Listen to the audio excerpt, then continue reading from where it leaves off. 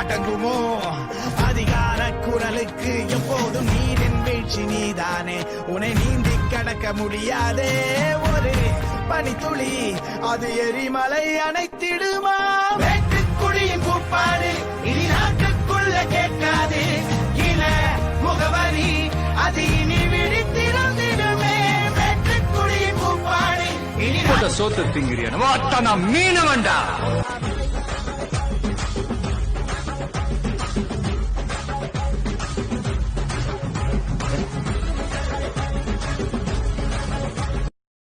வந்தா சுட்டா போனா ரிப்பீட், வந்தா சுட்டா போனா ரிப்பீட், வந்தா சுட்டா போனா ரிப்பீட், வந்தா